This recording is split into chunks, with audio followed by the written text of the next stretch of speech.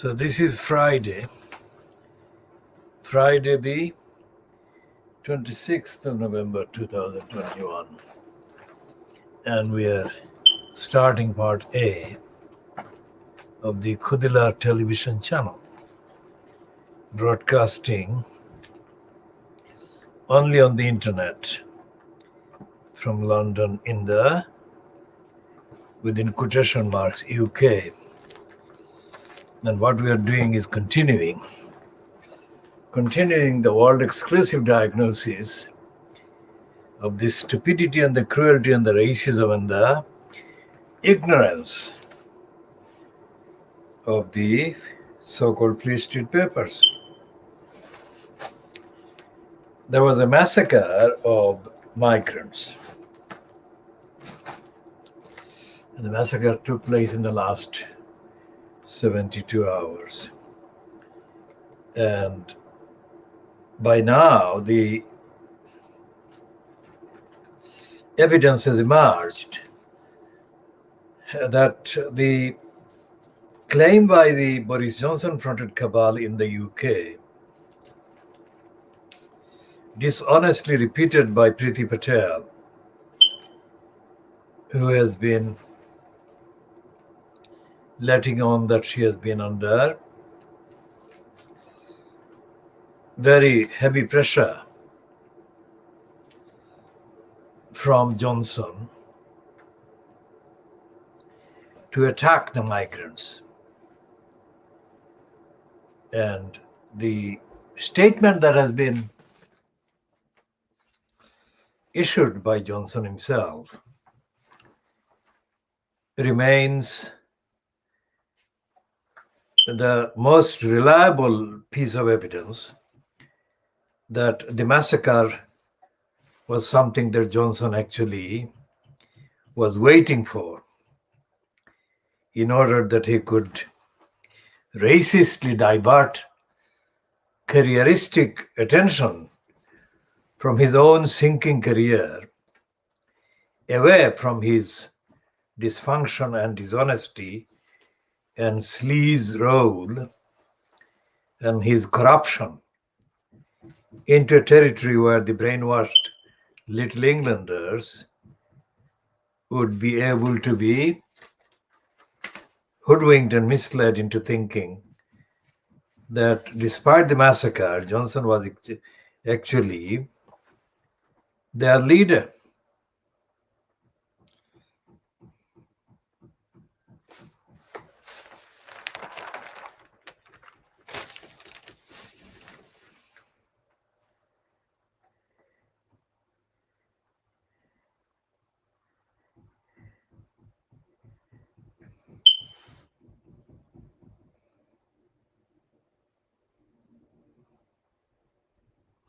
Now, there are various items of so-called news, but the Fleet Street Papers, like this scum,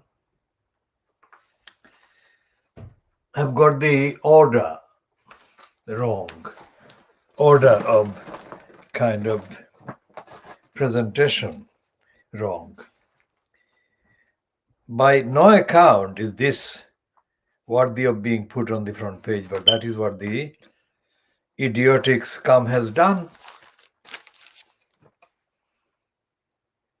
I mean, it doesn't matter whatsoever whether any of them has kind of undergone anything like what this scum is presenting, so-called reporting.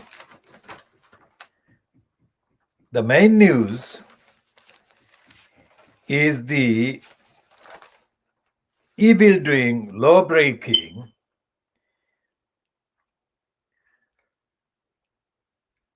criminal complicity and conspiracy by the Boris Johnson-fronted cabal, aided and abetted by the Murdoch scum in this form.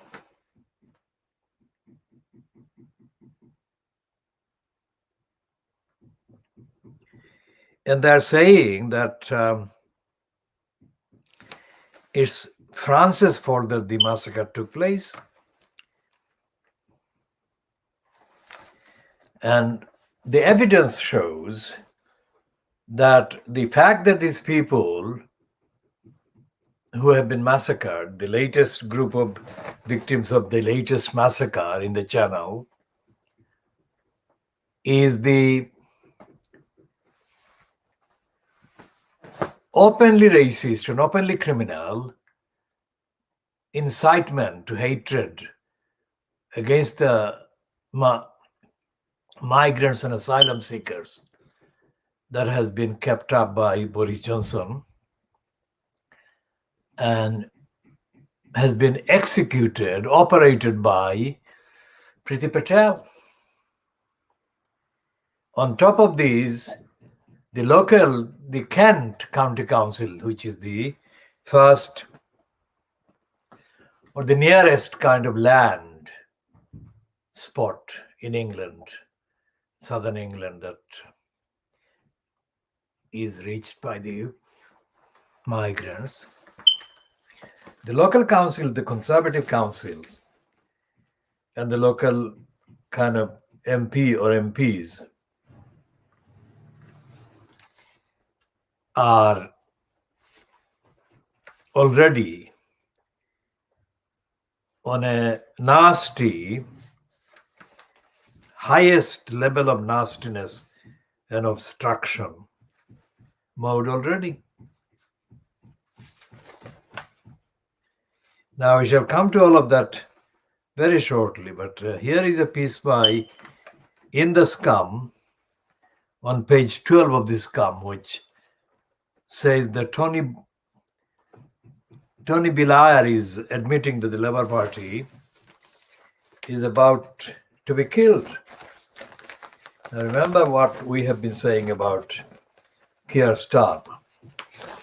We've been saying that Keir Starmer has politically murdered the Labour Party. Now here is today's Friday's Scum on page 12, where Blair is saying the Labour Party will be killed off. Now what Blair is saying will kill the Labour Party is the wokeism of the minority. Now woke is a racist criminal's confection that has come into kind of use in the last, say, 1.5 years. And woke is actually a word that refers to people who oppose racism, who oppose capitalism, big-time capitalism, and who oppose really the racist past and empire, etc. So the focus is on those who oppose racism, who oppose slavery, but they can't say that. So they have confected the word woke, whatever that kind of origin has. I mean, that has the origin of something vague, which is not explained, but that is what woke is a noun, has been used to apply to attacking people who oppose racism. And according to the Scum, Blair urged Keir Starmer to go further in reshaping the party to prove it can be trusted in number 10 and win back the center ground of voters worried about tax, education, and the NHS. Now, this hard left, this expression of hard left is also untruthful, because in Britain there is no such thing as politically as hard left. There is no left in British politics. So what they're doing actually in using that phrase hard left, they're lying again.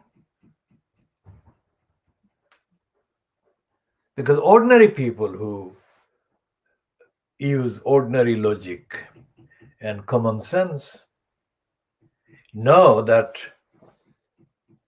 Tony Blair and the conservative, the nasties, the scum are lying when they say that there is too much tax, etc., that they're lying when they say that there is not enough money to deliver vital health services and to deliver vital local services through the local councils,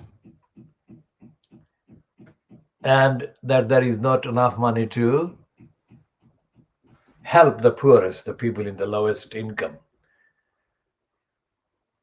In other words, the overwhelming majority of the people in this country are being lied to and lied against and lied about by the very small number, within 5% or so, of the criminals at various levels of robbery and high income that they pocket. And the 95% of the people, or the population, being lied to, lied about, lied against. Even without Tony Blair joining the liars. And Tony Blair himself is a crook because he and his wife, Sherry Booth, and their children have got hundreds of millions of pounds. I mean, where did they get the money? And unless and until that kind of mysterious wealth by people who are not really doing anything like the necessary work that can create anything like a fraction of the amount that they do actually own, there cannot be any resolution to the problems that they actually keep creating every single day by lying, by stealing, and by robbing. And they've got a variety of kind of options and procedures and ploys they use to steal and rob and loot the 95%. So Tony Blair himself left the Labour Party half dead anyway, and is now telling Starmer to complete the job and murder the party, even in their own kind of perspective. From their own perspective, we have said that Starmer has already murdered the political party, Labour Party politically. But Blair is popping up to say that the murder is not complete and that Starmer must proceed to complete the murder.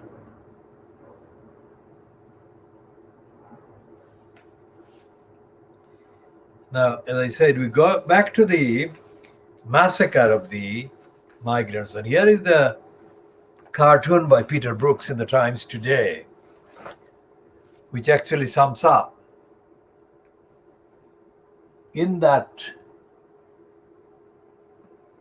question,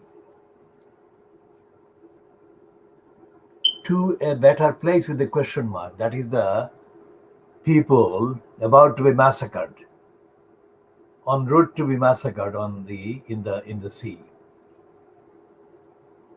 And Peter Brooks is saying that to a better place because that is what a lot of the idiots have actually said in the last 24 hours. That the migrants are wanting to migrate to the UK in the hope that they will find a better place in the UK, but better than their home countries that they left to become migrants. For example, this particular group of the victims of the massacre, the current massacre, the latest massacre, has been described in the Times yesterday that is Friday the 25th of November 2021, that most of them are thought to be Kurdish. Whether they came from, because Kurdistan is a place like Kashmir. It is a nation, but it is occupied by various other nations. So Kurdistan is occupied partly by Iran on the one hand, partly by Turkey on the other side, partly by probably Syria. And there is a real lasting tragedy that has been created by festering imperialism and the failure of the United Nations organization to deliver the aims and objectives that were among the founding objectives in 1948 or in the late 1940s, when the United Nations was set up and founded. As we have been posting, not as frequently now, but we had to post, say, in the period immediately after the Rohingya massacres, the massacres of the Rohingya Muslims by the Burmese Buddhist monks and the Buddhist military, led by Aung San Suu Kyi, the overrated Nobel Prize awardee criminal, aided and abetted by Narendra Modi of India, and aided and abetted by the Chinese regime as well. Very odd, but that happened. Now, the United Nations Secretary General, who has been given a new term for 5 years as the Secretary General, is a former Portuguese politician. And this is one of the worst occupants of the United Nations Secretary General post that we have had to suffer. Of course, it has to be said, in fairness to the commentary and to the evidence, that we said the same thing about Bubu Ghali, the Egyptian moron, who was absolutely a disaster. And then Bubu Ghali was followed by the Ghanaian Annan, Kofi Annan, and we said he was the worst. So this is something that actually proves that the United Nations is being ill-served as an organization by the occupant of the post of Secretary General. Because every time a new one comes in, we find that on the evidence at the time, this one is the worst. And so therefore everyone is kind of condemned. So United Nations Secretary General, when the news broke internationally about the massacre by the Burmese of the Muslims, Rohingyas,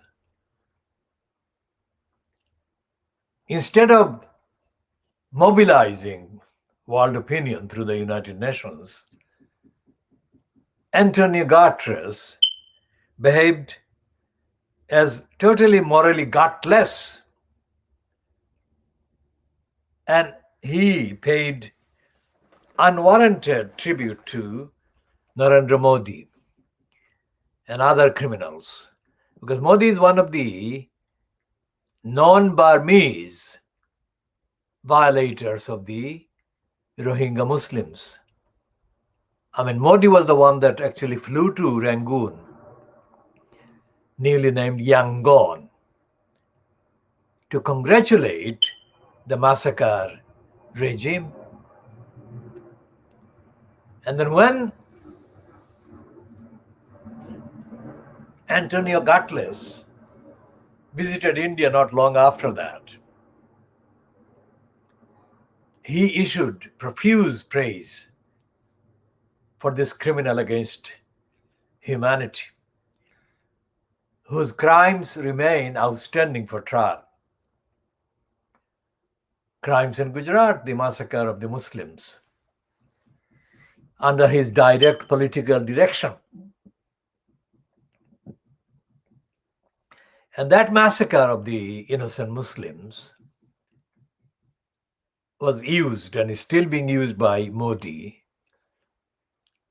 to, quote, electorally misleadingly appeal to the non-Muslims or the Hindu fanatics in India that control and dominate the main platforms of public opinion. And as we have been saying in the recent kind of past, the Financial Times, which has published a number of pieces about India, including one during this week saying that Modi has been humbled by the fact that he has had to retreat from the confrontation with the farmers about the anti-farmers legal assaults. And the Financial Crimes has actually admitted that there are 500 million people backing the campaign against his assault on farmers. But what we also said was that the retreat from the engagement or confrontation with the farmers in India does not really amount to a proper retreat by Modi, because this is a tactical rather than an honest, factual, evidential, transparent and accountable retreat. Because of the corruption that rules Indian business and has ruled Indian business right from the start for the last 70 plus years, since August 1947.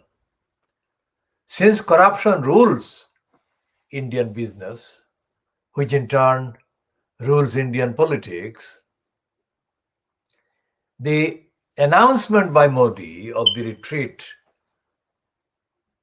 from the confrontation with farmers does not actually amount to Modi accepting the truth about the real reason why the farmers have continued to need subsidies and support from the state.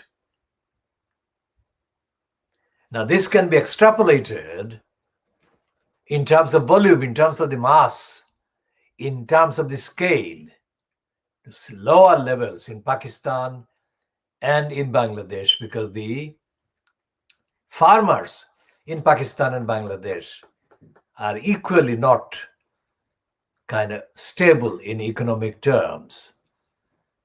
And all three countries' governments, successive governments, have let down the farmers, the agricultural people, the people in the rural areas, because the government in each of the countries is controlled by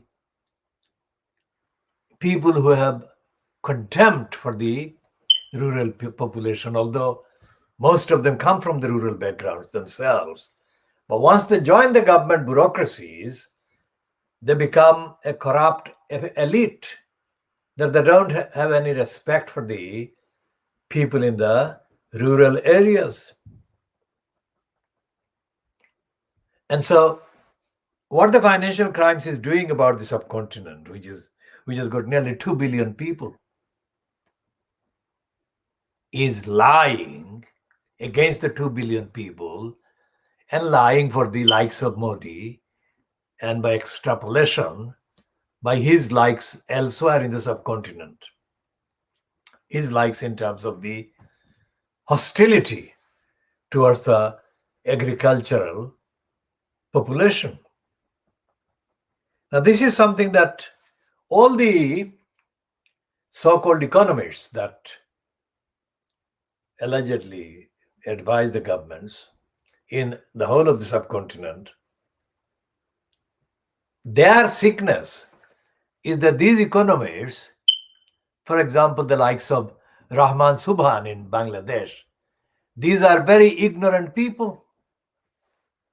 Subhan is ignorant about the entirety of the population, although he is wrongly championed or promoted as one of the architects of the economic case that aided Sheikh Mujib. Actually, Subhan is not representative in terms of the evidence, in terms of the arguments for the rights of the rural population. Rahman Subhan remains an addendum. He remains actually a copy, a stooge, ideological stooge of the Western economic elites. We shall talk about Bangladesh economics in specific terms in later editions, but essentially what the Financial Crimes is doing about India and Modi is that it is applying Western plastic values of artificiality to advise Modi. India's problems of poverty, overwhelming poverty in India, are being denied. The existence of India's poverty are being denied. And we come back to the massacre of the Kurdish, mainly Kurdish migrants, but migrants massacred in the channel in the last 72 hours. It's the poverty. The biggest poverty that imperils, that holds back these countries in Asia and Africa is the poverty of thought. And the poverty, in my language, is thoughtless poverty. And people without thought are the ones in governments in these countries. And so to them, people like the Kurdish migrants or people like the migrants that are coming from other parts of the two continents, these people don't amount to equal human beings. And the attitude shown by the governments in the subcontinent, India, Pakistan, Bangladesh, and then, of course, Afghanistan and other parts of the Asian continent where migrants originate from when they head for Europe. The attitude is one of contempt. The attitude is one of disengagement with the human values of these people. So, for example, we have already condemned, but we condemn again. When the Daily Mirror of London is talking about human tragedy, the governments in these countries, in these continents, don't consider these human beings as human beings. So therefore, when they are en route, insecure on the way to seeking asylum and refuges in the West, no country, no state is bothering about them. So it's not just human tragedy, it's a massacre, and the depth of the contempt and the cruelty inflicted on these people is indescribable. And there is no platform in any part of the world or any part of the kind of international forums that is actually engaging with the responsibility that exists to provide security and safety to these people, the migrants. No safety, no security, no humanity, no human rights being effectively recognized for them. So who will protect them? Who will save them? Nobody. No framework. And going back to the United Nations platform, if you look at the videos where this criminal, Antonio Guterres, routinely appears spewing stupidity after stupidity about various serious issues across the world, across the affected world, you cannot locate him. He's floating, he's oscillating, and you cannot really identify any solid position of morality and ethics that he strongly advocates against the perpetrating states of the United Nations membership. So when these people, the migrants, are forced to even throw away their identity documents, they are throwing away, in effect, or they have been forced into positions where they are having to deny themselves. That is the deepest depth of the situation. They're denying themselves.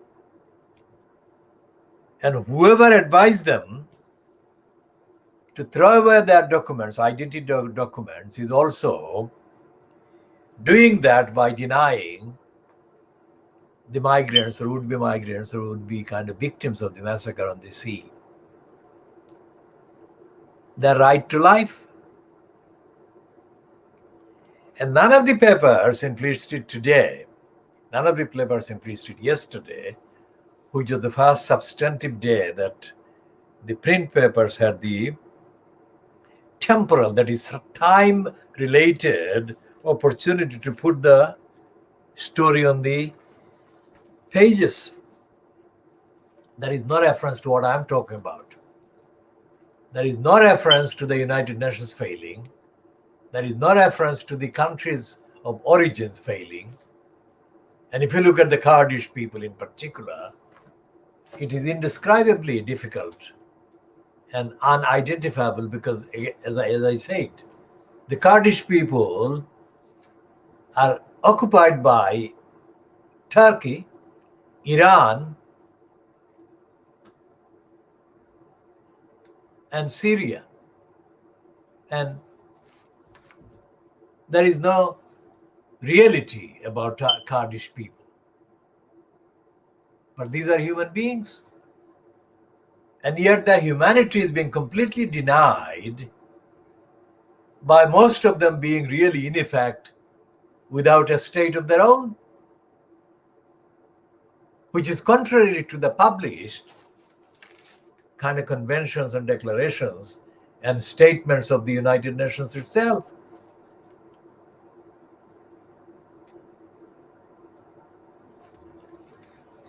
Now, today's Daily Mail says that Johnson is ramping up pressure on France with 5 key demands to end the migrant tragedies. Now, the Daily Mail is lying. These are not tragedies. These are massacres.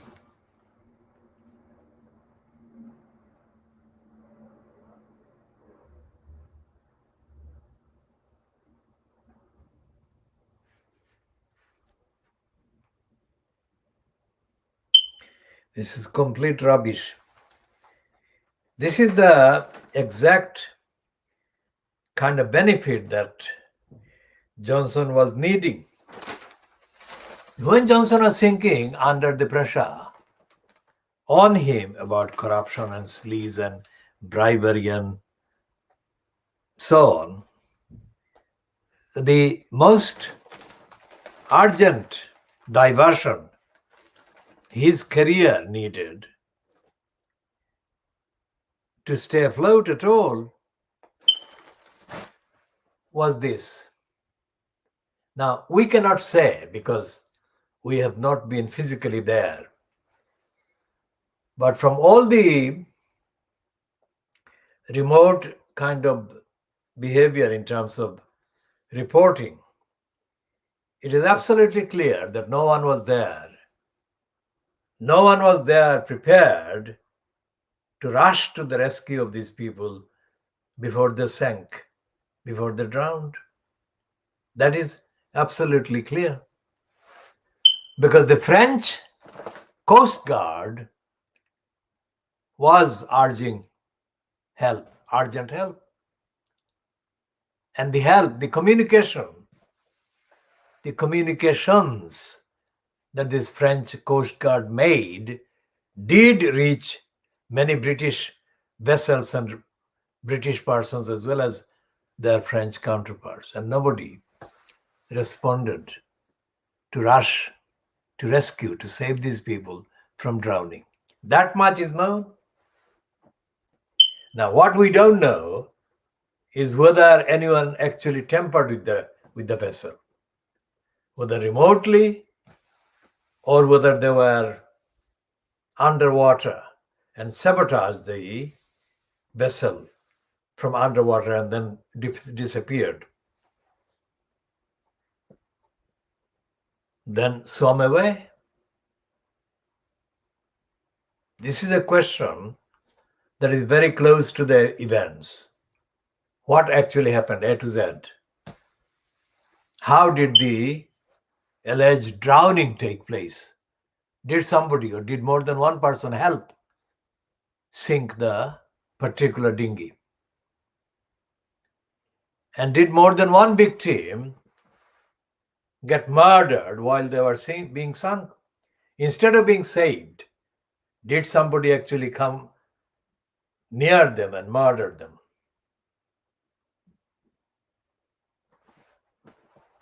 Now, this is not something that should be kind of not asked, but the Daily Mail is not asking that.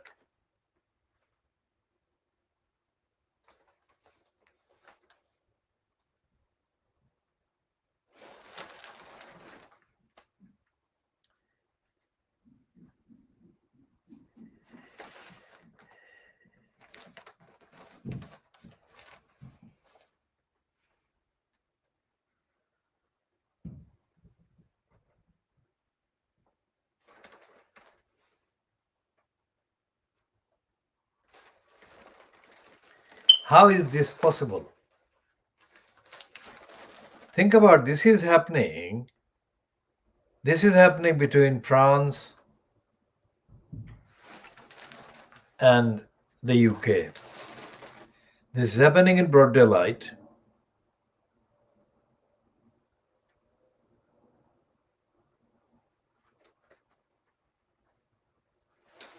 And if there is any doubt that Boris Johnson fronts a cabal that wants migrants to not have human rights, which includes that if migrants die and are massacred, then Boris Johnson would welcome it. In fact, Boris Johnson is already plotting to scrap the already very weak Human Rights Act that the UK had to pass as member of the international kind of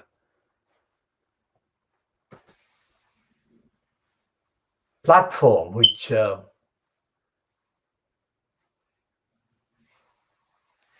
is in place, which was brought into being in the late 1990s by the Tony Blair fronted regime. The UK Human Rights Act is not even as rigorous as the international framework, Human Rights Convention. It's already watered down.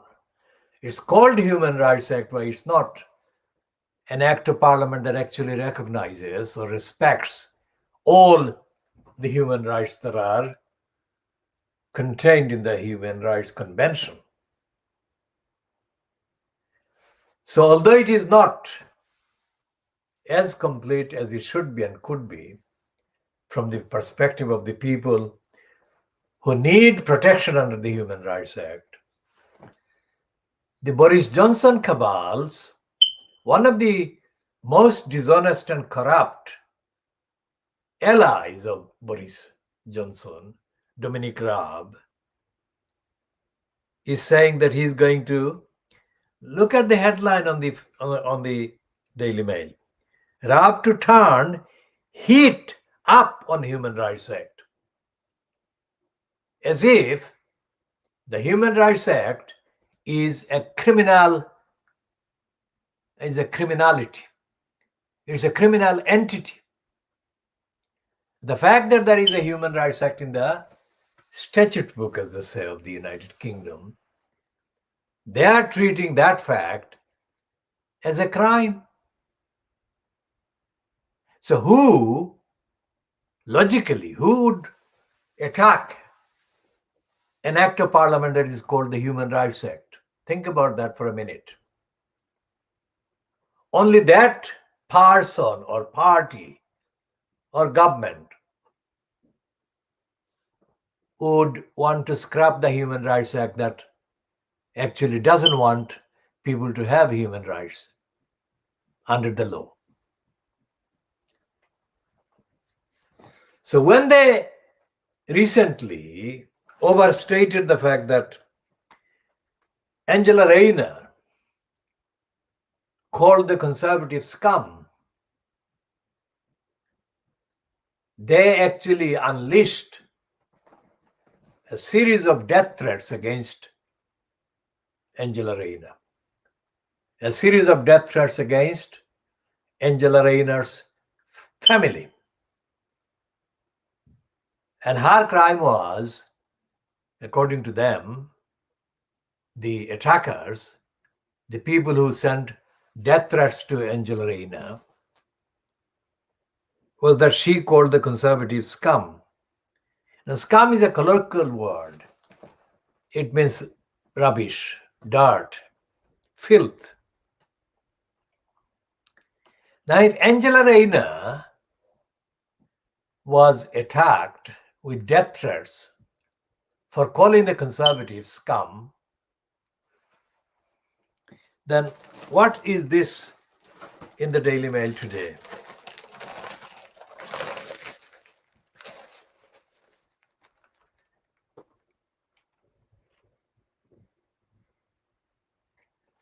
You don't turn up heat on a good target or a good entity. You turn up heat on something you consider bad. So to call the Human Rights Act as a bad thing proves that the conservatives are scum, that they are against any good thing, any good platform, which brings forward to the massacre of the migrants. This is what they want, so that the migrants cannot have any rights, any human rights. Now, there is a World Human Rights Convention. The Human Rights Convention passed in 1951, 70 years ago.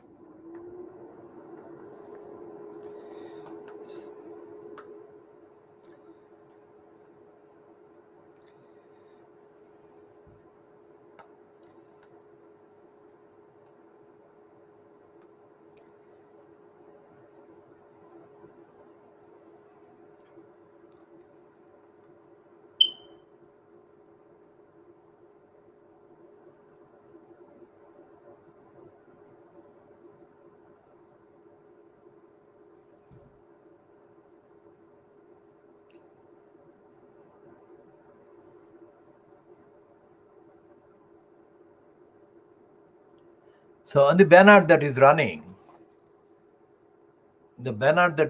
underneath the screen, at the bottom of the screen,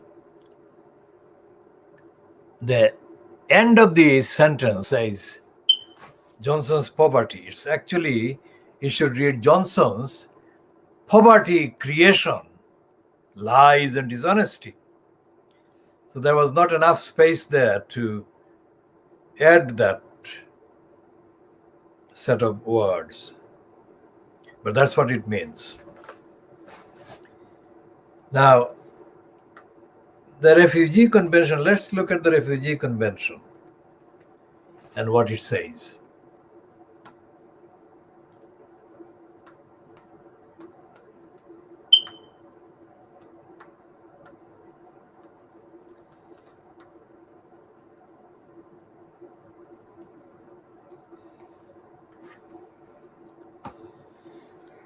They're saying the 1951 Refugee Convention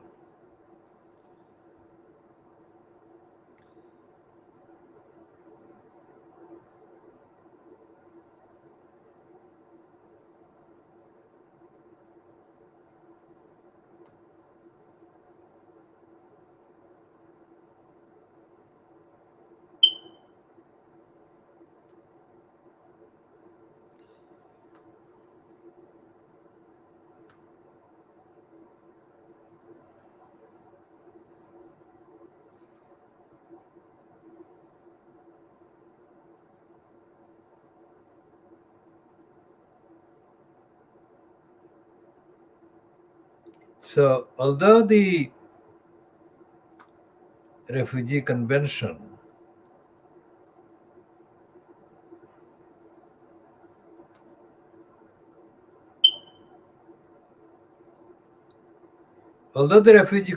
is there as part of the international legal documents and instruments which the United Kingdom signed up 70 years ago, or when it came to have the protocol in 1967 about the refugees.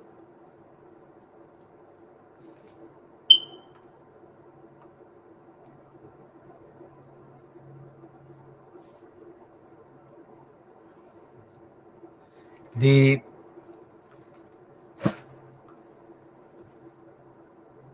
United Kingdom is in denial of all these statutes. Rights of refugees, rights of migrants, rights of asylum seekers. And the Daily Mail today has got 8 to 10 pages on the against the migrants.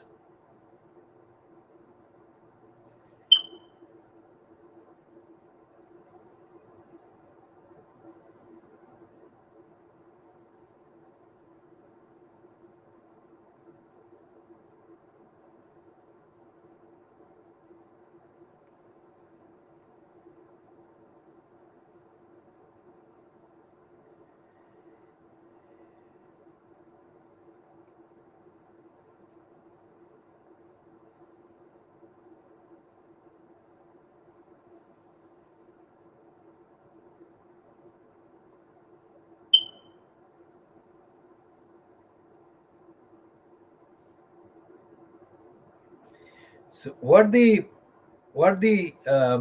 Daily Mail is saying is that asylum seekers and refugees are dishonest people. Now let's look at the allegations. Now, if the United Kingdom and France, for example, in this context, the kind of participants in the kind of rows and disputes in order to deny their obligations.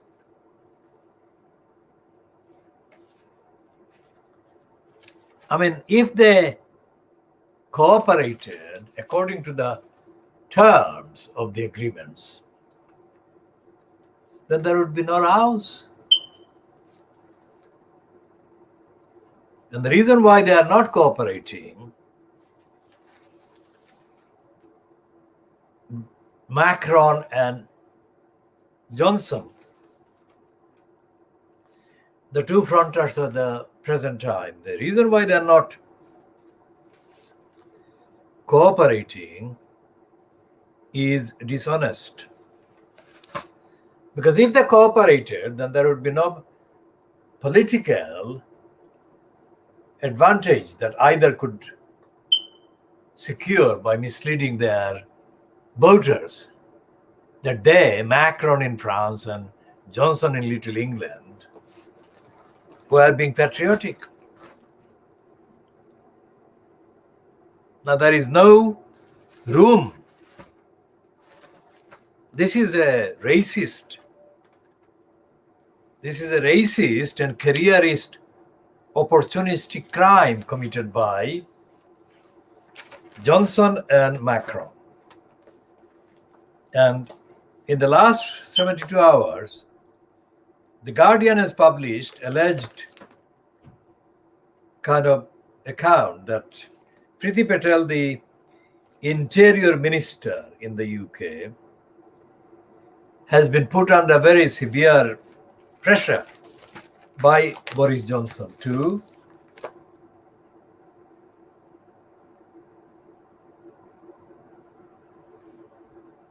attack the migrants.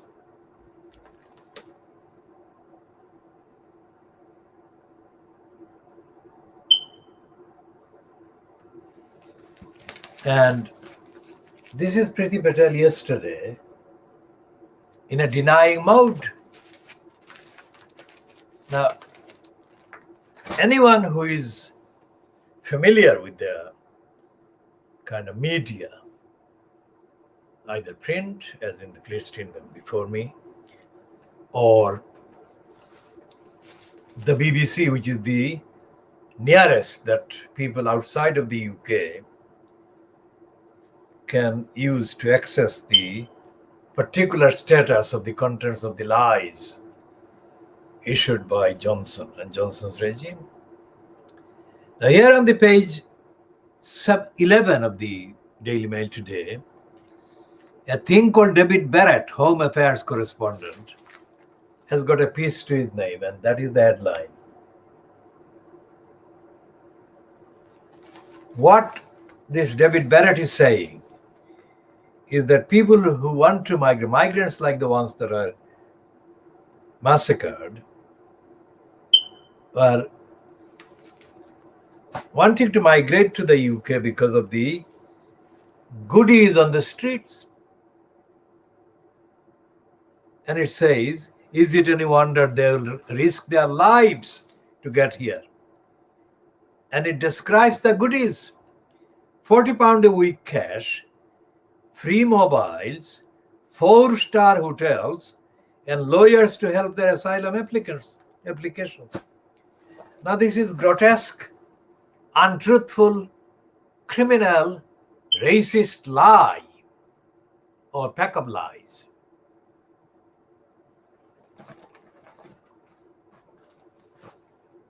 I mean, there is no truth in that at all. Because against each of the listed goodies, there are hundreds of obstacles that are created by the lying Home Office, the lying agency, whoever is supposed to be delivering these goodies to these people. So that's the Daily Mail, but that's only part of the Daily Mail. And we shall get back to Dominic Raab starting the heat on the Human Rights Act later. Here is the Mirror, today's Mirror, Daily Mirror. The Daily Mirror is the same Mirror that was owned by the crook, Robert Maxwell. And the name Maxwell may be topically familiar with some of the people watching this because of Ghislaine Maxwell, spelled Ghislaine, Ghislane. Ghislaine Maxwell is reportedly, or was reportedly, the favorite child of the crook Robert Maxwell. Now she is facing procedural court claims in the USA over her relationship with the pedophile pimp that procured children for the sexual exploitation of his clients, including his so-called friend, the favorite child of the English monarch Brenda, Andrew. Brenda's favorite child, Andrew, is part of the list of sex offenders that include Robert Maxwell's favorite child, Ghislaine Maxwell, who is currently incarcerated in prison, being held in prison in New York in the USA. So what you have got here, the stupidity and the corruption and the cruelty and the criminality of the Daily Mail, the Daily Mail is matched by the Daily Mirror.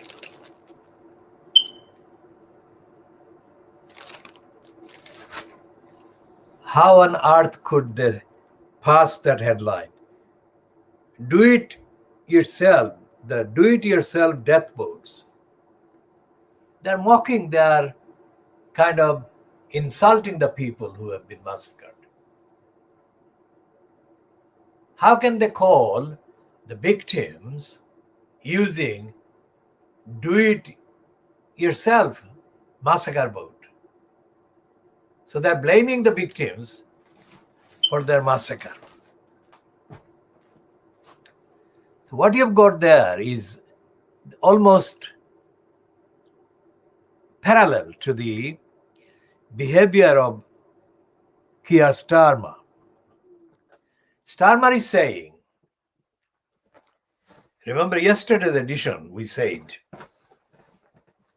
as a contextual topical summary, Starmer has said that he wouldn't oppose the Tories, the Johnson, breaking up the United Kingdom.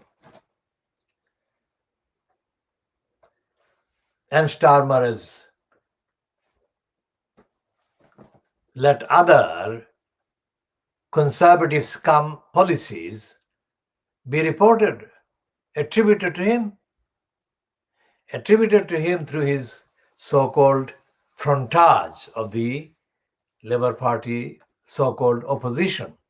Remember, we accuse him of having politically murdered the Labour Party. And when we say Labour in any respect in this broadcast, we assume that viewers accept our qualification, which is that the Labour Party doesn't exist as a political organization opposing the cons, the crooks, that it has been compromised too much.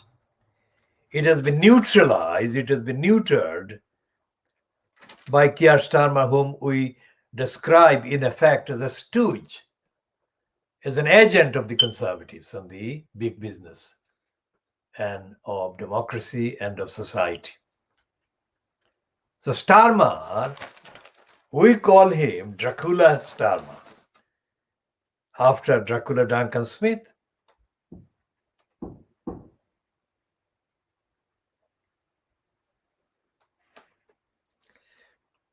And the narrative in the Daily Mail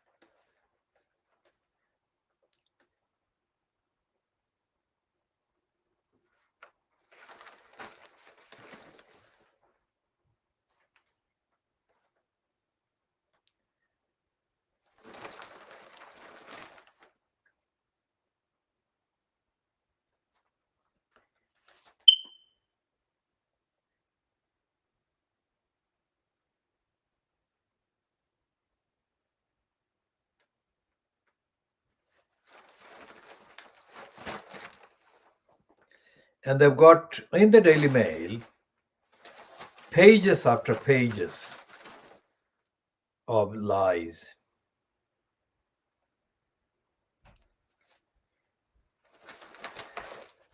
And racism and denials.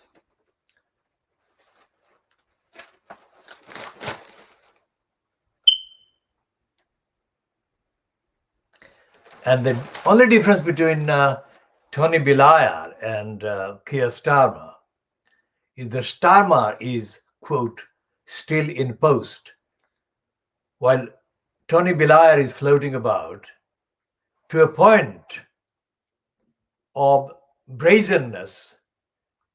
That is to say, he doesn't care if he's seen as a part of the Tory propaganda, which is what he's doing. In the Scum, as well as in the Daily Mail, Tony Blair is being reported as being part of the propaganda against the Labour Party, within quotation, remember?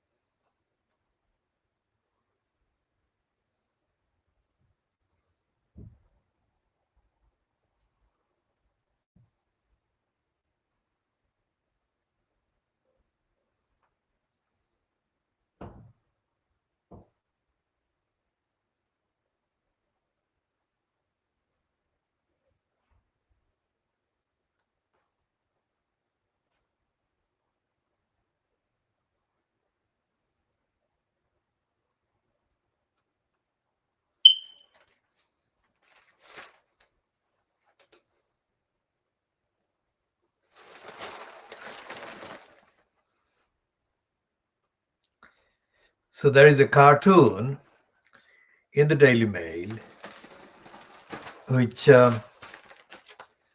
shows contempt for the victims of the massacre in the Channel. It calls these fingers pointing at each other as blame game.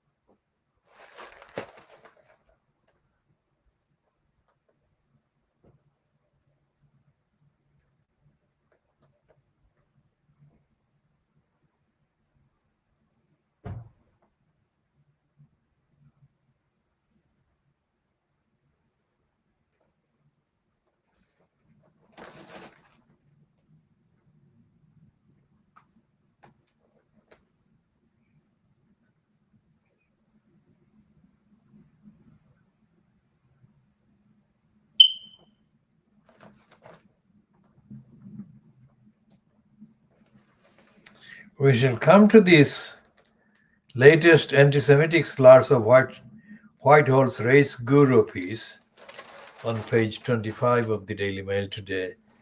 Later, not necessarily later in this edition, but later in one edition or more. And now they're running another piece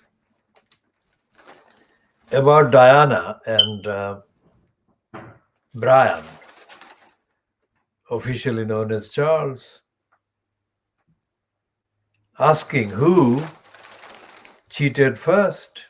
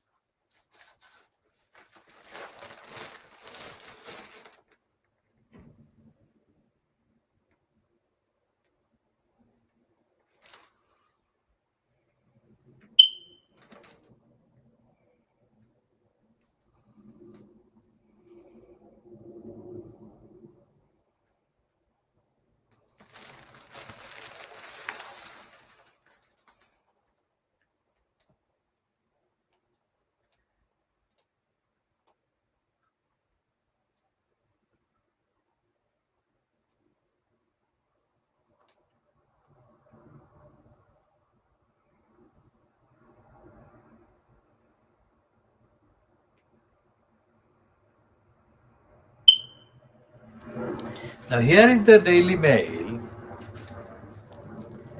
caught lying about human rights on page 38.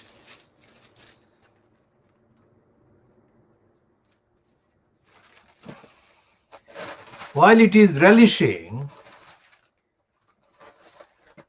Dominic Raab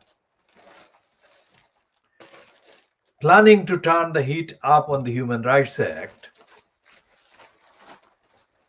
it is using the concept of human rights to oppose the appointment of the United Arab Emirates general as the new head of Interpol as disgraceful. Why? Because General Ahmed Nasir al-Raisi became president of the International Crime Fighting Agency despite objections from human rights bodies, legal experts, and European Parliament members. This is the Daily Mail, which opposes the European Union and European Parliament, which opposes Human Rights Act in the UK, being caught exposed as being worse than two-faced about human rights when it suits the agenda that it supports.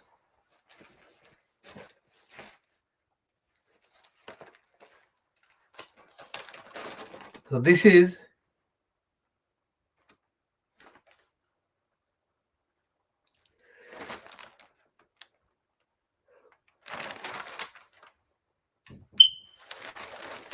typical, symptomatic of the lies about the contents of the Human Rights Act and the comparable instruments, no matter how fragile, how muted, how watered down, instruments that actually expose the lies of racism and racists, expose the lies of the big business and criminals and scum,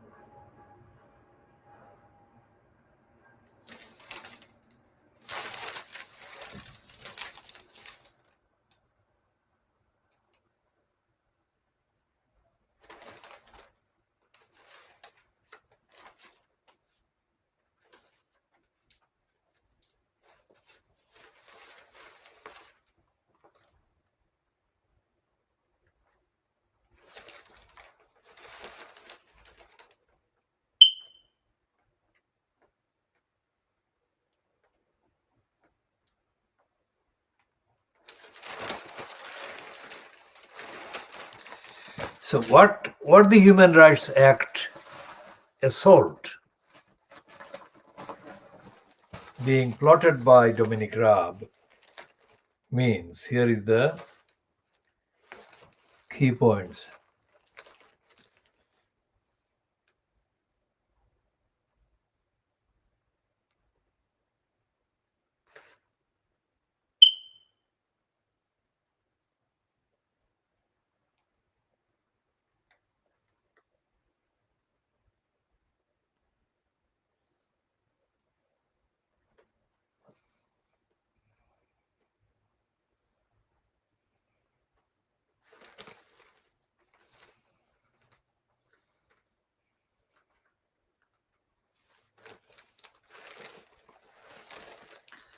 They've got the political sketch writer, Henry Deeds, attacking human rights, attacking the migrants. And of course, the so-called Justice Secretary, Dominic Raab, is expected to unveil the results of an independent review of the controversial legislation before Christmas. When they say independent review, they don't mean independent objectively. They mean that is a cover. Calling it independent means that they're not part of the conservative agenda. That is a lie. Every item of evidence that has been published so far publicly about the giving of contracts to conservatives about various COVID-19 programs has been exposed as connected with lobbying, with nepotism and corruption within the Conservative Party, and corruption that has been actively practiced by Boris Johnson, who has said that Britain is not a corrupt country. He is the leader of the corruption regime. Wouldn't he deny that? Of course he would. And so the Daily Mail, every page of the Daily Mail, every page of the news and comment of the Daily Mail is devoted to attacking migrants' rights, human rights, and there is no sign. There is no sign of any platform, any outlet. For example, the National Union of Journalists, which supposedly is a member organization whose members include members of the Daily Mail writing staff.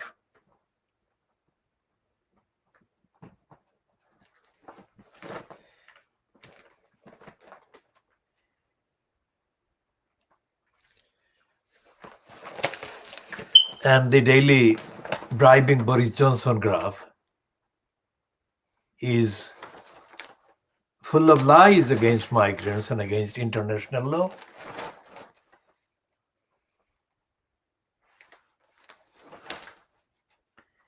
And what they're doing internally, that is the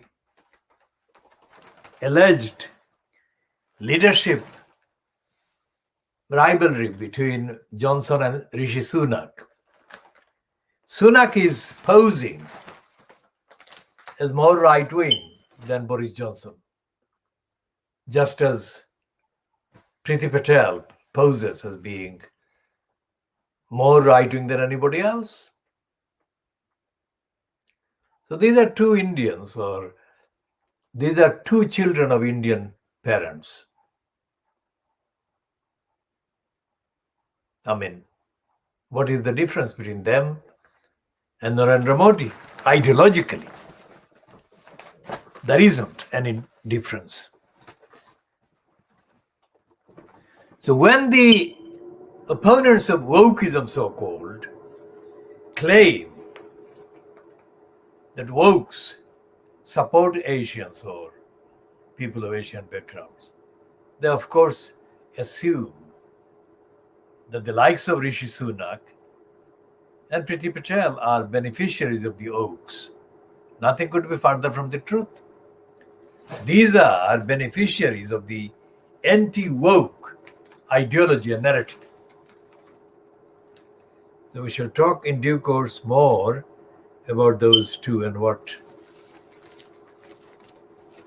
their inclusion in the right-wing conservative government entails for the many in the Asian background community and the African background community.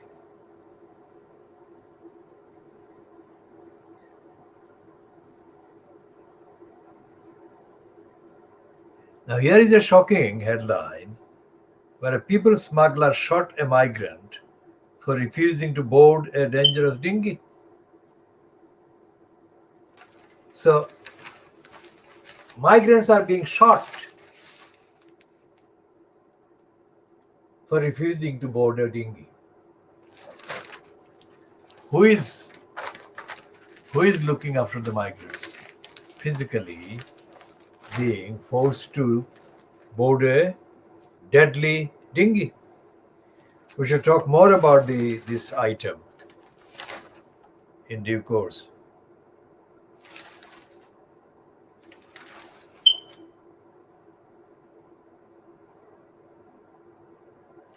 And there is this piece about number of claims for asylum is apparently 20-year peak.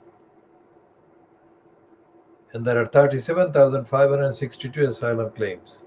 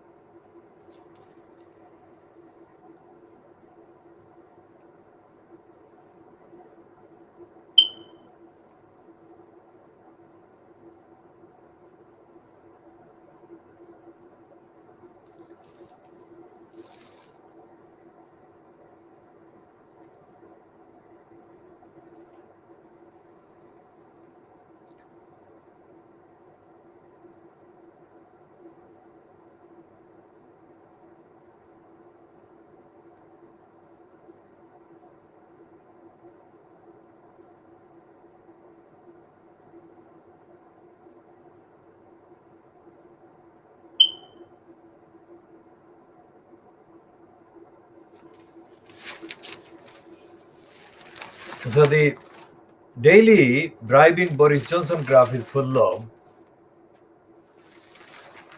racist pieces, illegal pieces against the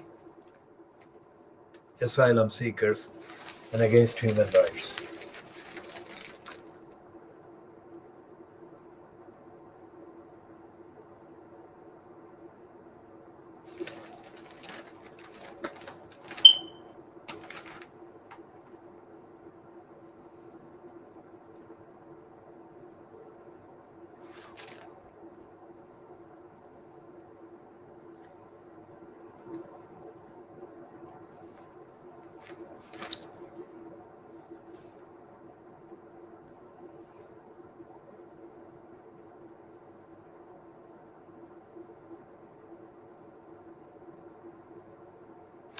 Now, this episode about Richard Medley leaving the ITV project, so I am a celebrity, get me out of here, is literally come true, hasn't it?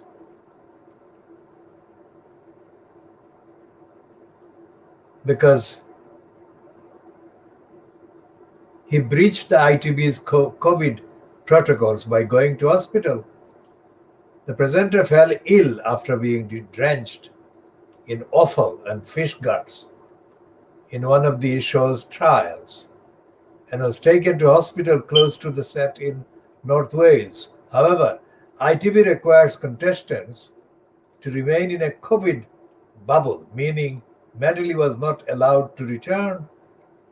He had spent less than a week on the show, but the name of the show has come true in his departure. He has got himself out of the show. He's a celebrity.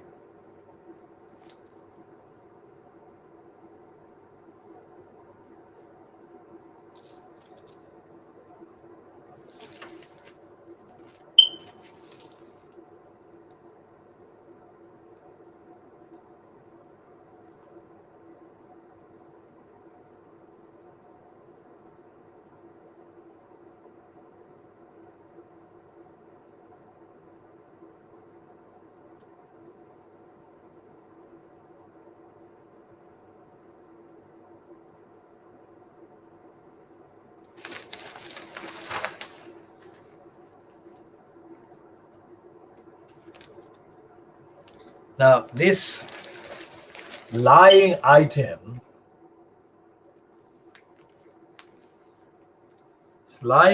about what attracts migrants to the UK needs complete exposure and ditching and rebuttal and rejection.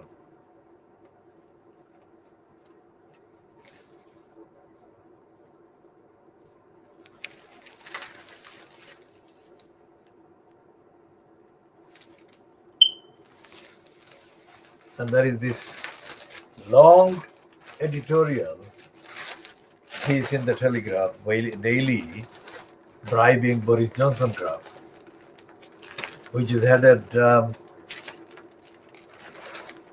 UK's asylum policy needs radical reform. It's on page 25.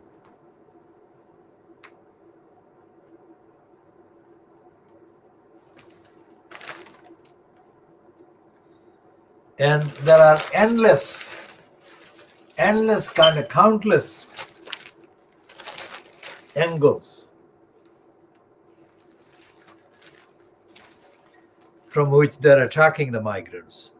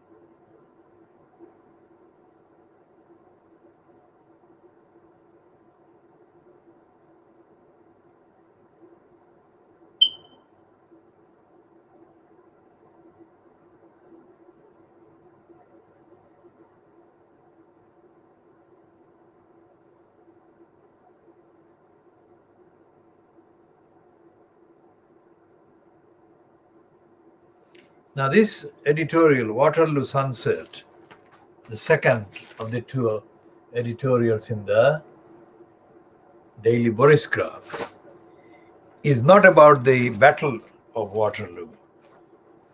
Waterloo is in Belgium, but this Waterloo is a reference to the defeat in terms of train station users as compared with what Stratford in the London Borough of Newham. Stratford has had 14 million people passing through it as compared to 12 million, I think, in the case of Waterloo. Yeah. It's plummeted to 12 million from 86 million before. And it's explaining that as caused by the pandemic, people being forced to work from home. That's what it says. We shall return to the migrants in the context of the murder of the United Nations potential by the criminal careerist Anthony Guterres. We shall do that in a few minutes.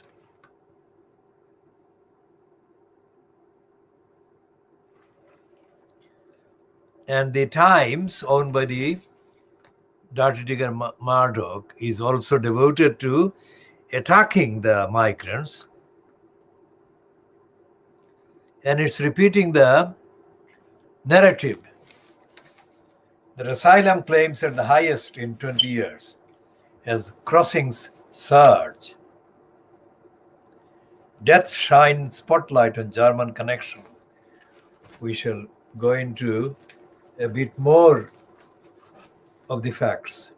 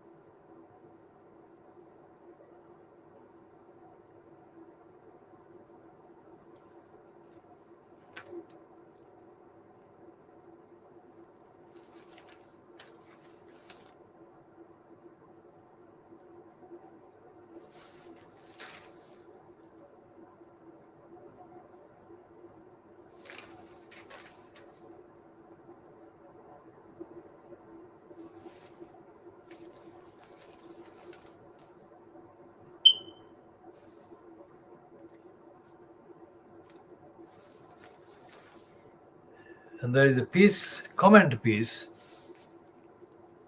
by James Forsyth in the Times saying that Germany under Angela Merkel's successor won't go easy on Britain.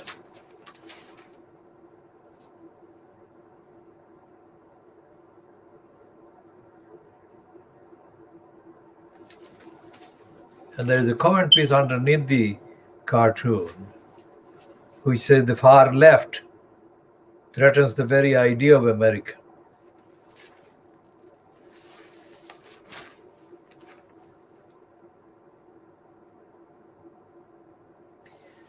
Now, about the things that the Daily Mail and the Daily Bribing Boris Johnson graph claim as among the attractions for migrants to come to Britain, every single item they list is a lie.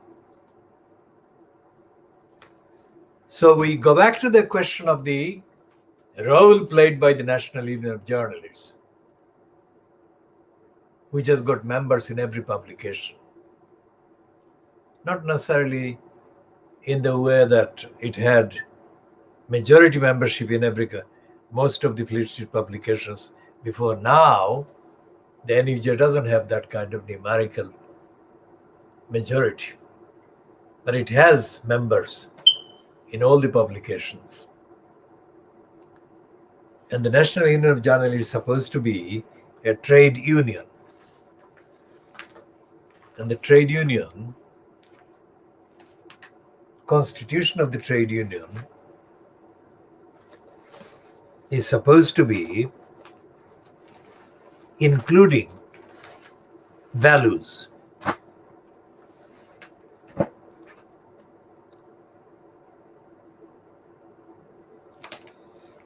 That would recognize the Human Rights Convention, the United Nations, and the role of the United Nations.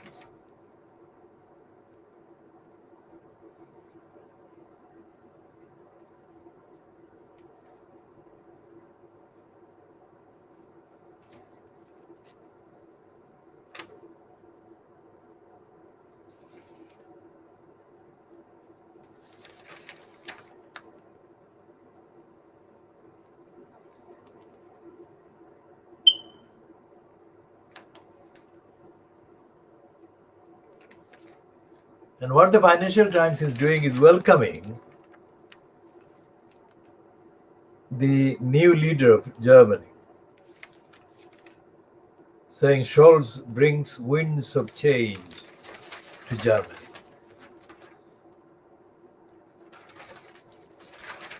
It's not an original editorial. Most of the stuff in the Financial Crimes are not original. And this editorial on page 22 headed "A Preventable Tragedy in the Waters of the Channel."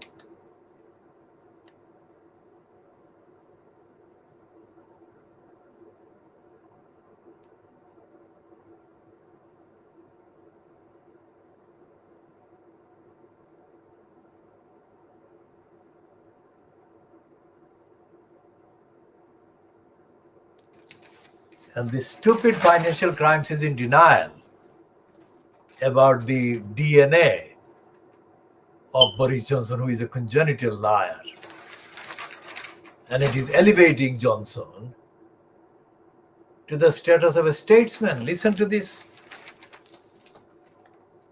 Preventable human tragedies can provide a moment for politicians of stature. What stature, you morons? To confront the failures, divisions, and prejudices that may have allowed them to happen. The UK's Johnson and French President Emmanuel Macron have an opportunity to show that they too can rise to such a challenge. Nothing could be further from the truth. First of all, Johnson is not a politician of stature. Johnson is a congenital liar. And the first page, front page of the Financial Crimes talks about Britain and France clash over response to Channel tragedy. That is a lie, because they are not recognizing the financial crimes in this piece is not recognizing the role of the United Nations, the Refugee Convention. And they're not recognizing the concept of human rights internationally. And they're not recognizing the role of the states in the countries of origin of many of the people desperate to leave those countries and find some peace.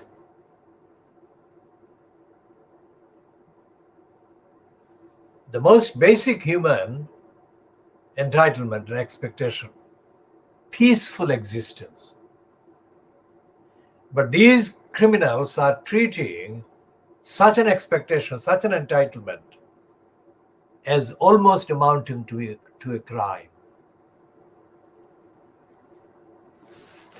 And once the victims of lack of peace in the countries that they seek to flee are treated as being nearly committing crimes by needing a peaceful place, their human rights are completely thrown overboard.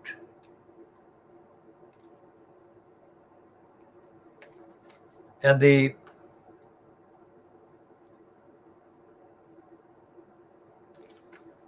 Guardian has got a stupid headline.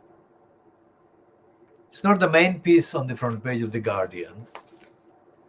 The front page is about the list of countries on the COVID red list.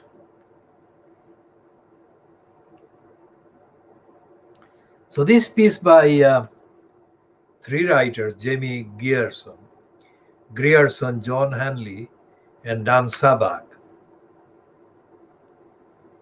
It reads, the first paragraph reads, more lives will be lost in the channel unless urgent action is taken to stop playing politics with people's lives. Now, how dare this stupid Guardian even think that they will get away with this kind of stupidity?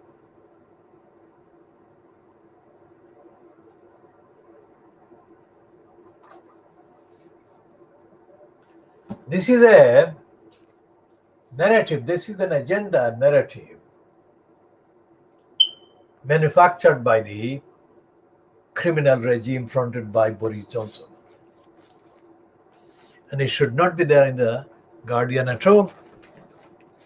Because what the reality of what happened with the massacre is that these people were murdered in a massacre, was organized and incited over many months. Whatever the total picture of what happened,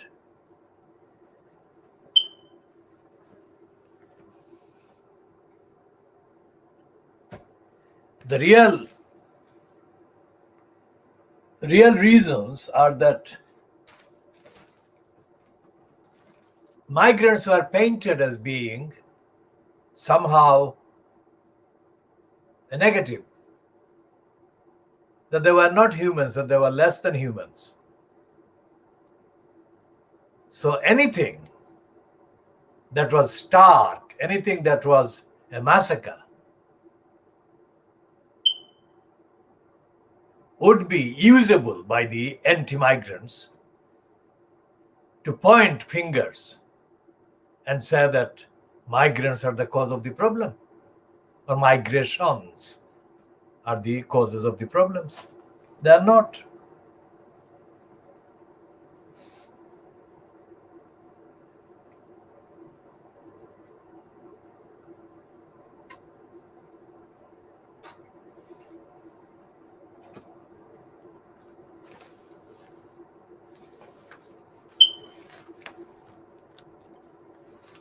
And the Guardian should not be involved in anything to do with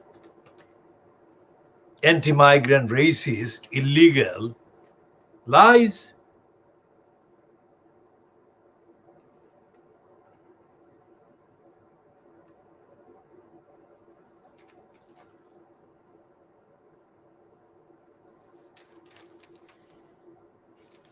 And what they're saying in there,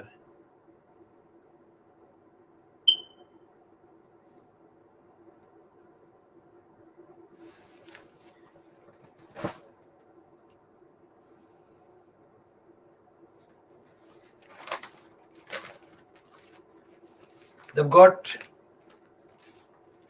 how many pages has the Guardian got on the topic? So after page 9,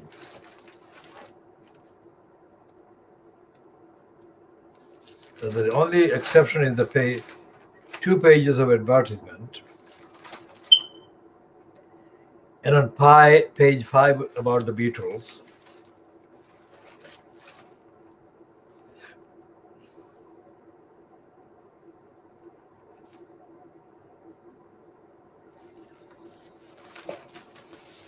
And we shall be looking at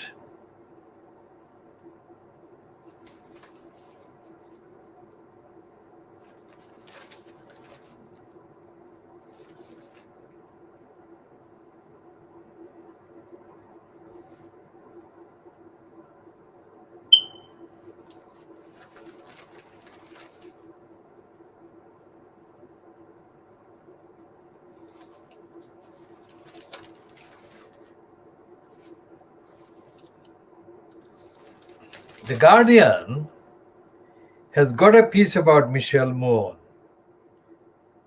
and the Guardian is doing a ritual demand that an inquiry be held into Michelle Moon's role in the contract for PPE.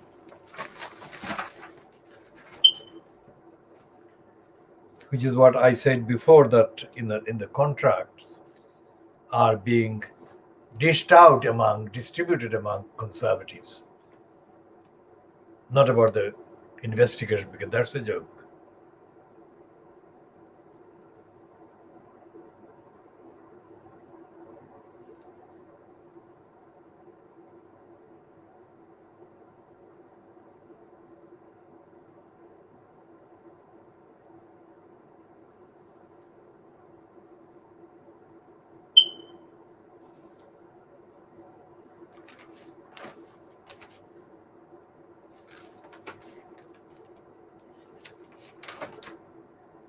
And the piece by Gabby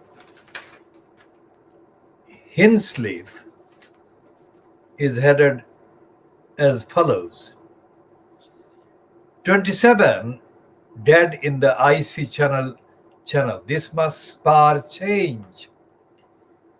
And then it says, it was the kind of boat, a French politician said, that you blow up like a paddling pool, not much more than a toy, of the kind many families will have bought this summer for their children to play in on the beach. But this winter, flimsy inflatables may be all that stand between other people's children and a watery grave.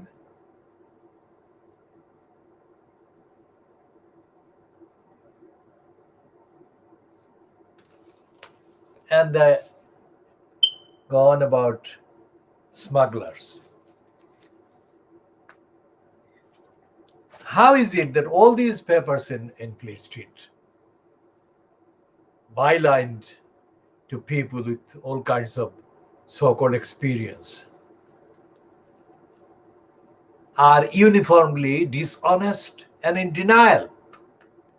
They're separate newspaper, separate ownership, separate kind of platforms and ownership and employment terms, etc. And yet they churn out these packs of lies. How is that possible? If even 10 people were murdered and the cause of the murders could be traced in any way to any African or Asian person, what would they be doing? Of course, they would be doing different things, but I don't rule out the possibility that even then they would be pointing fingers, and the Fleet Street, the servility, the mental slavery on the part of the Fleet Street journalists, editors, commentators, all these liars would not be producing anything different. Think about that. Why? What does it show? What does it sum up about the state of morality, the state of darkness, the state of existing with, and in fact, aiding and abetting the wrongdoers, the evildoers in positions of political and state power? There is no publication. There is no publication, not the Times. The Times says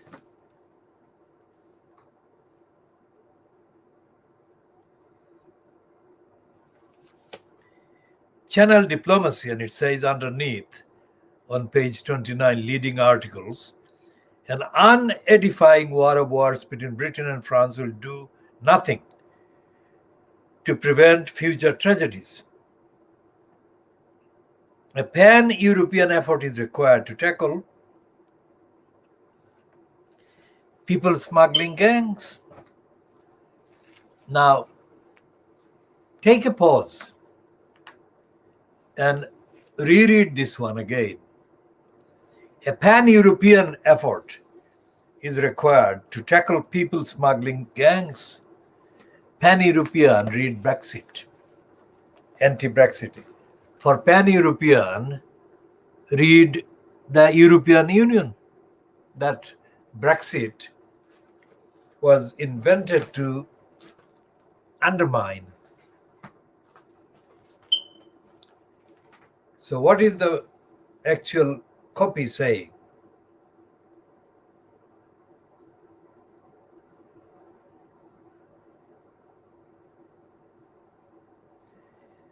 What is becoming clear is that breaking the model of these criminal gangs is beyond the capability of Britain and France to tackle alone.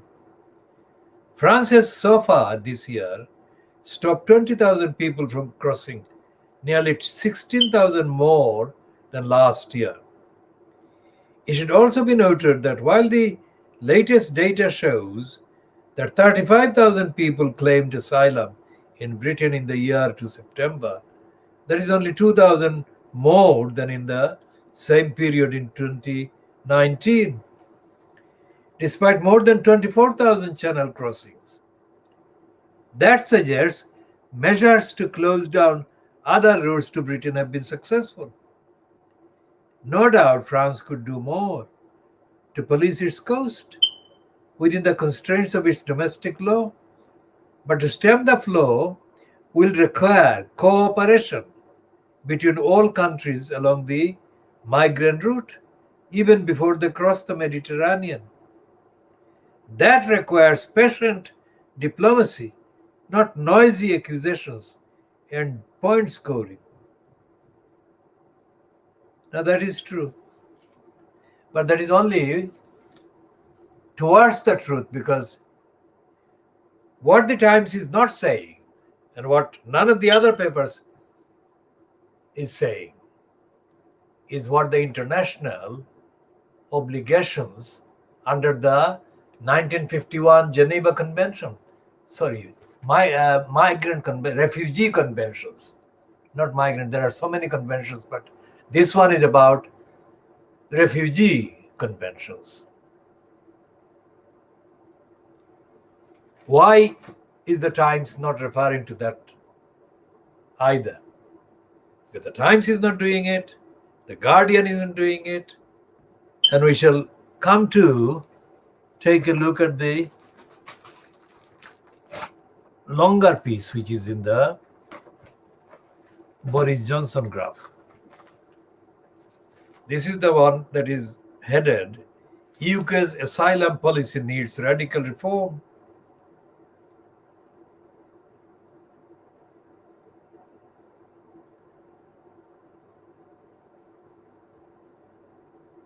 So this is focusing again, like the Financial Times' stature, on the relationship between the French president and Boris Johnson. And it's not talking about the international treaties at all. It's giving the importance on Boris Johnson personally meeting Emmanuel Macron.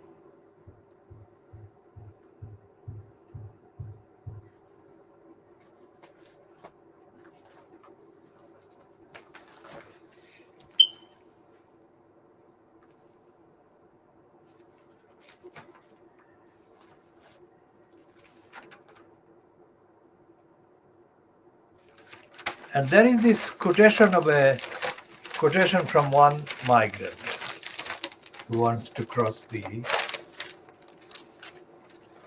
This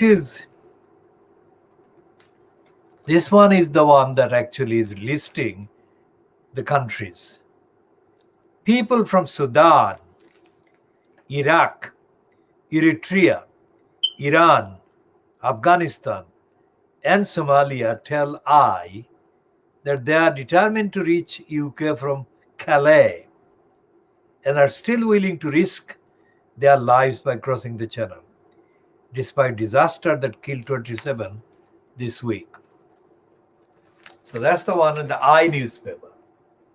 As I said yesterday, we didn't know that the I had succumbed to the corrupt Daily Mail. Now it is owned by the Daily Mail group, which means that the I is actually part of the Daily Mail propaganda narrative, racist narrative.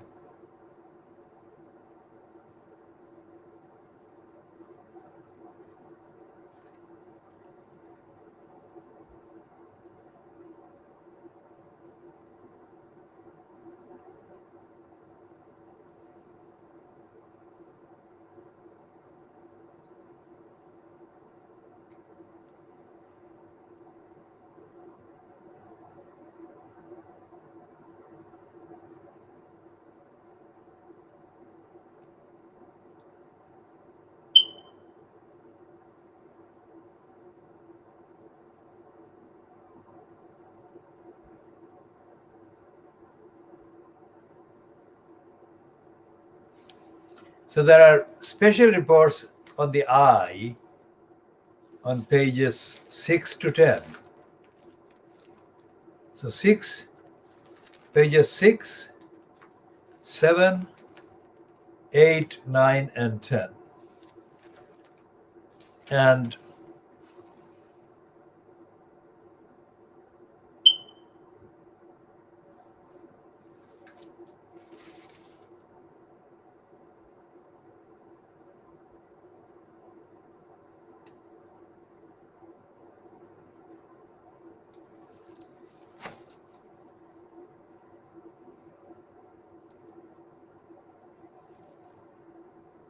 And two of the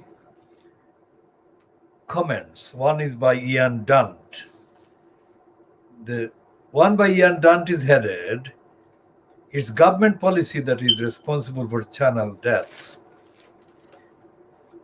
Now, there is no denying that government policy has had a role, but that's not the only or the main reason.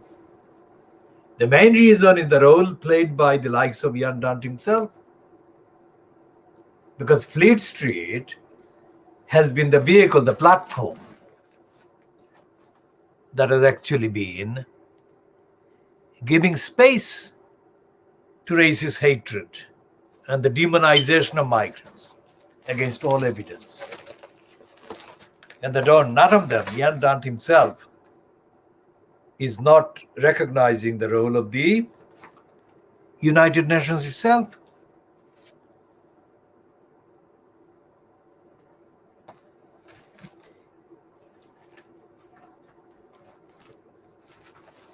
And the rare piece by a woman called Salma Shah, a former conservative special advisor for the Home Office and Culture, Business and Housing Departments. Now, this is stupid. Her being an advisor to the Home Office is not a qualification, not an expertise. Her having been an advisor to the Conservatives, Home Office, whatever, is not a qualification. It's evidence of her service to the agenda of these departments, these governments. It's a career.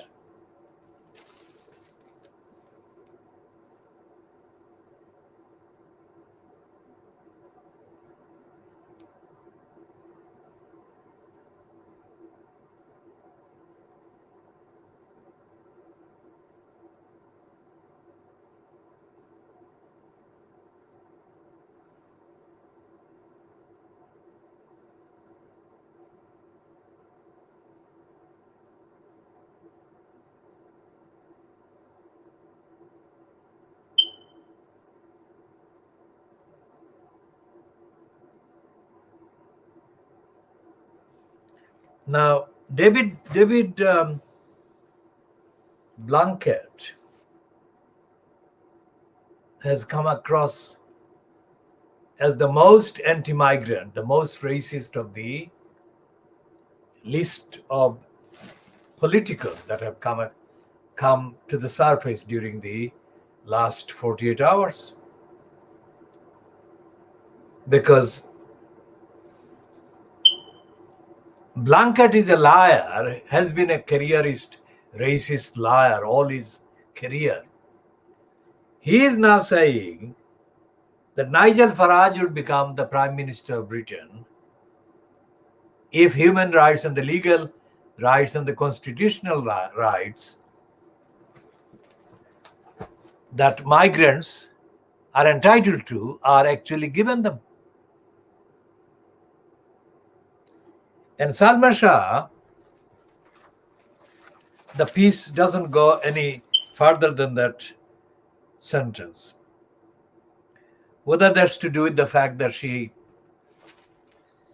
wrote a longer piece and she has been edited, or whether she is doing what I said she was doing. She was serving the agenda of her own career.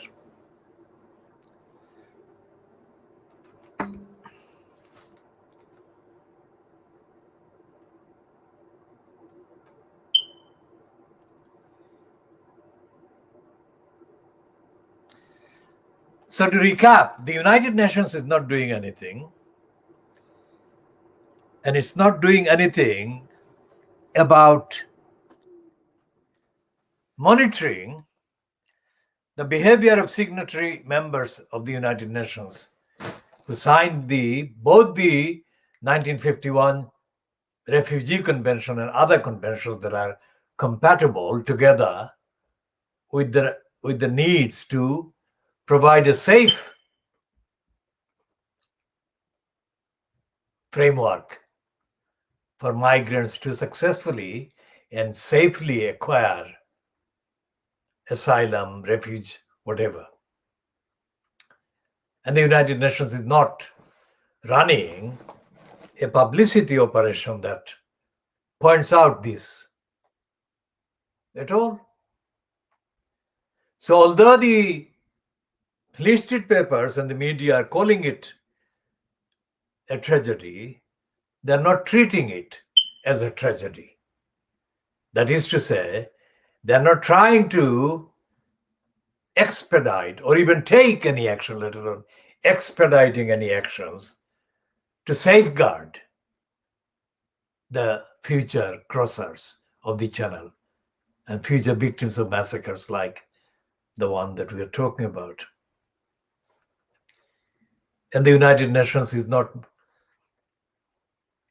cannot be held to account by those member states whose political narrative is to ignore the rights of the victims of the massacre and the victims of the defiance of the obligations by member states.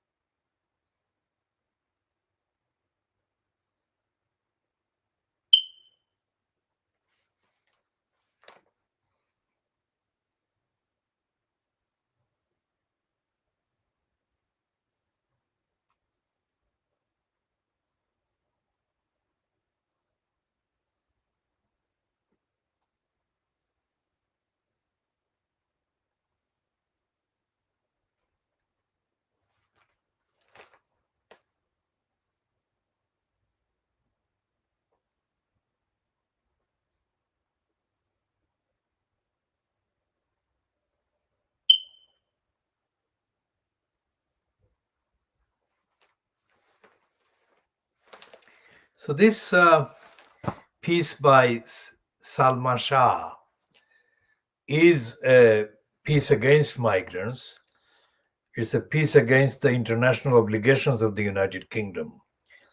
And it's very much an Asian woman-faced or Asian Muslim woman-faced kind of propaganda piece for the conservatives.